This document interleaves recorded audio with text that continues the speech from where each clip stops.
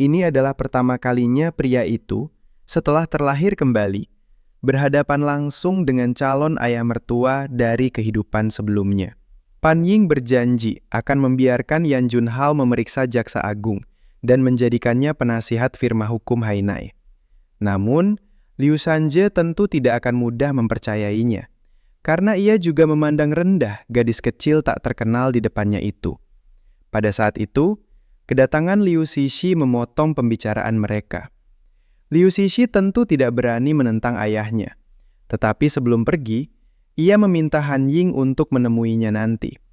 Namun Han Ying justru memanggilnya kembali, karena sebenarnya ia datang memang untuk Liu Cixi. Sapaan Han Ying yang bernada ambigu membuat Liu Cixi kebingungan. Ia hanya bisa menahan rasa canggung sambil membawa Han Ying ke kantor ayahnya. Liu Sanje diam-diam merasa senang karena Han Ying berhasil mengundang Yan Junhao. Begitu tiba di kantor Liu Cixi, ia dengan penuh percaya diri mengira bahwa Han Ying membawa Yan Junhao ke firma hukum demi menyenangkannya.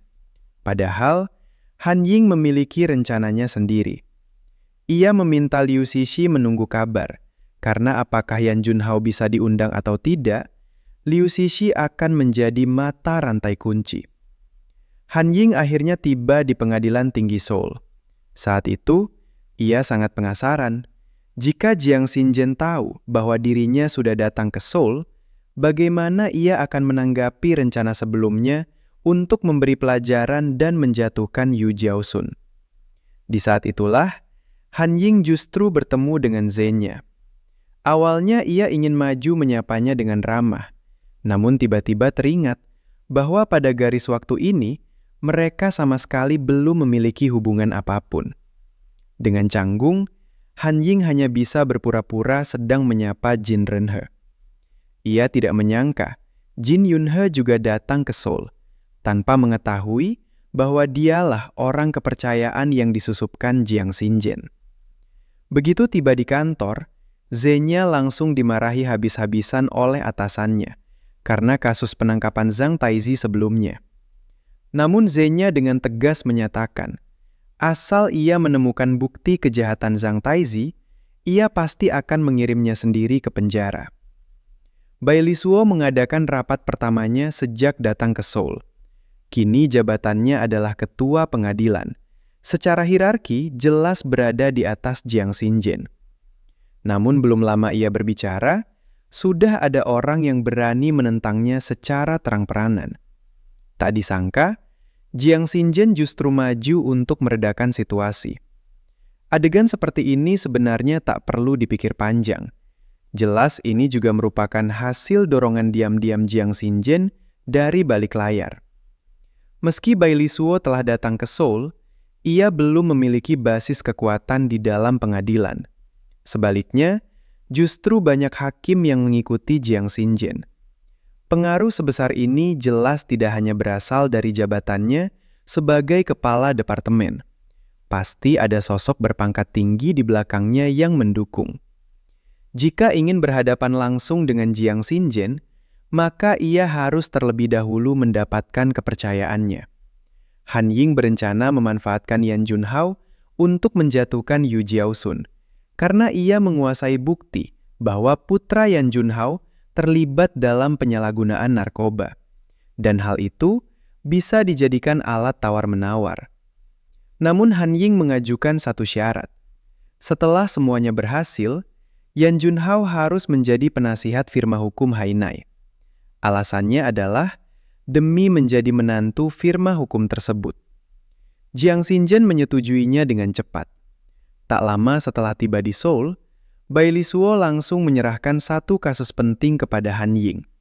Kasus lubang runtuhan, sinkhole, di distrik Nanmyeon. Kasus ini sangat aneh, karena penyebab munculnya sinkhole masih menjadi perdebatan. Yang lebih serius, keluarga korban terus memberi tekanan kepada pemerintah. Han Ying juga tahu, jika kasus ini tidak ditangani dengan baik, dampaknya akan sangat negatif bagi pengadilan dan masyarakat. Hakim Lin sebenarnya ingin menolak kasus ini atas nama Han Ying. Namun Han Ying teringat bahwa Zheng Hao pernah menyelidiki bahwa Yu Jiaosun tampaknya bersekongkol dengan kepala distrik Nanmion. Keduanya diketahui menerima banyak keuntungan dari Temin Construction. Seorang wanita cantik bertubuh ramping dengan kaki jenjang masuk ke kantor. Namun, pria itu sama sekali tidak tergerak. Seorang pria lain yang sama-sama bermuka tebal maju dengan gaya sok akrab. Tetapi si cantik bahkan tidak meliriknya sedikit pun. Dan dengan jelas menyatakan bahwa ia datang untuk menemui Han Ying. Demi meredakan suasana canggung, Jin Renhe hanya bisa memberanikan diri memberi isyarat kepada Han Ying. Melihat punggung Han Ying yang pergi berdampingan dengan Liu Cixi, Jin Renhe diam-diam mengeluh. Mengapa keberuntungan semacam ini tidak pernah jatuh kepadanya? Tujuan Han Ying membawa Liu Cixi kali ini adalah untuk menemui Yan Junhao. Meskipun Yan Junhao dikenal sebagai sosok yang lurus, tegas, dan tidak memihak, sayangnya keluarganya bermasalah. Ia memiliki seorang anak yang tidak berguna. Sebelumnya, di sebuah KTV, Han Ying secara kebetulan menemukan Putri Yu Jiaosun. Tanpa menimbulkan kecurigaan, ia mengumpulkan bukti bahwa gadis itu menggunakan narkoba. Han Ying kemudian langsung mengirimkan foto-foto tersebut kepada Yan Junhao, dan dengan terus terang mengatakan bahwa orang dalam foto itu adalah Putri Yu Jiaosun, serta meminta Yan Junhao mencegah Yu Jiaosun menjadi menteri kehakiman. Dengan watak Yan Junhao, ia tentu tidak akan tunduk begitu saja pada tekanan Han Ying. Namun masalahnya, ia juga memiliki seorang anak yang sama-sama terlibat narkoba. Jika cara halus tidak berhasil, Han Ying pun beralih ke cara keras. Ia lalu menyuruh Liu Cixi menelpon kantor cabang firma hukum di Washington, tempat anak Yan Junhao sedang menempuh pendidikan. Tepat setelah itu, Han Ying memutuskan panggilan. Ia yakin Yan Junhao sudah tahu pilihan apa yang harus diambil. Pada saat yang sama, Jiang Xinzhen juga menerima foto-foto Putri Yu Jiaosun. Ia sangat puas dengan kemampuan Han Ying dalam menangani urusan. Tak lama kemudian, Yu Jiaosun sendiri datang ke tempat itu. Dalam tutur katanya, ia tetap melontarkan hinaan pedas kepada Jiang Xinzhen. Berulang kali bertanya dengan nada menghina. Di tempat hiburan malam mana kau dibesarkan? Bahkan ia menantang. Setelah sidang dengar pendapat selesai, mereka bisa pulang bersama dan bernostalgia di tempat lama. Jiang Xinzhen tampak tenang di luar. Namun dalam hatinya, ia mencibir dingin. Apakah Yu Jiaosun bisa benar-benar menjadi menteri? Itu masih tanda tanya besar. Hari itu setelah pulang kerja, Han Ying bertemu Liu Cixi yang sengaja menunggunya. Pertama, ia ingin mengajak Han Ying makan malam.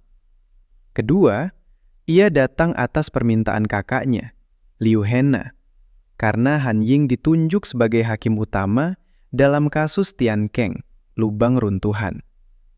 Kakaknya sendiri adalah pengacara pembela dalam kasus tersebut, dan berharap Liu Cixi bisa menyampaikan kata-kata baik tentang kliennya di hadapan Han Ying. Kasus Tian Keng ini sebenarnya adalah proyek konstruksi abal-abal yang mengerikan. Pembangunan saluran kota yang seharusnya sederhana justru runtuh tanpa peringatan. Kepentingan dan konspirasi di baliknya sudah jelas tanpa perlu diucapkan. Tokoh kunci dalam kasus ini adalah Qiu Longjin, yang memiliki identitas sangat istimewa. Ia bukan hanya kepala dinas wilayah selatan, tetapi juga seorang bos mafia. Di kehidupan sebelumnya, keluarga para korban pernah menggugatnya ke pengadilan. Namun karena kekuatan dan pengaruh Qiu Longjin yang sangat besar, semua tuntutan ditolak. Di kehidupan ini, keluarga korban tetap tidak menyerah dan turun ke jalan untuk melakukan aksi protes. Sebagai jurnalis, Song Dayan terus mengikuti perkembangan kasus tersebut. Begitu mengetahui bahwa Han Ying adalah hakim utama, ia segera menuju pengadilan untuk menggali informasi. Namun, ia justru bertemu dengan Liu Cixi. Dengan Han Ying sebagai hakim utama, besar kemungkinan putusan akan berpihak pada firma hukum Haine. Saat pikirannya kacau, ia tiba-tiba menerima telepon dari keluarga korban. Ternyata, orang-orang suruhan kepala dinas Qiu datang ke rumah korban, berniat menggunakan uang untuk menutup mulut mereka. Namun, pasangan lansia itu hanya ingin menuntut keadilan bagi anak mereka yang telah meninggal. Dalam pertengkaran, sang istri tanpa sengaja memukul kepala salah satu preman hingga berdarah. Tak punya jalan lain, mereka pun menelpon Song Dayan untuk meminta bantuan. Song Dayan yang sedang emosi segera pergi ke lokasi. Sementara itu, Han Ying dengan wajah serius meminta Liu Cixi menyampaikan pesan kepada kakaknya. Dampak kasus Tian Keng sangat buruk, dan siapapun pejabat yang terlibat tidak akan lolos. Ia juga memperingatkan Liu Cixi agar tidak ikut campur. Liu Hena keliru mengira adiknya telah mengamankan Han Ying. Han Ying dengan hati gelisah mengejar keluar dari pengadilan dan menghentikan Song Dayan yang hendak pergi dengan mobil. Karena kepala dinas Qiu juga terlibat dunia hitam, Han Ying mengingatkan Song Dayan untuk menjaga keselamatannya. Namun setelah Song Dayan pergi, Han Ying tiba-tiba teringat bahwa di kehidupan sebelumnya, seorang jurnalis pernah dipukuli di rumah keluarga korban hingga luka parah. Ia segera menelpon Zheng Hao. Begitu Zheng Hao turun tangan, segala urusan pun terselesaikan dengan cepat. Dalam hitungan detik, para preman yang datang membuat keributan pun dilumpuhkan. Ketika Song Dayan tiba di rumah korban, keadaan sudah kembali tenang. Hanya sang istri yang tersisa, membersihkan kekacauan. Dengan bingung, Song Dayan menanyakan keberadaan suaminya. Dengan sorot mata gelisah, sang istri berbohong, mengatakan bahwa suaminya pergi sementara karena urusan mendadak, dan menegaskan bahwa tidak terjadi apa-apa. Di saat yang sama, kepala dinas Qiu baru saja keluar dari gedung kantornya. Han Ying yang sudah lama mengintai langsung mengikutinya. Jangan tertipu oleh penampilan Han Ying yang biasanya lembut dan berwibawa sebagai hakim. Ia juga memiliki sisi kejam yang berbicara dengan tindakan, bukan kata-kata. Tanpa ragu, ia langsung menabrakkan mobilnya ke kepala dinas Qiu. Melihat sikap Han Ying yang begitu nekat, jelas ia kembali memilih cara pengadilannya sendiri. Saat kepala dinas Qiu terbangun, ia mendapati dirinya berada di tengah padang tandus. Di hadapannya berdiri sebuah alat berat raksasa. Tanpa banyak bicara, Han Ying menendangnya ke dalam lubang.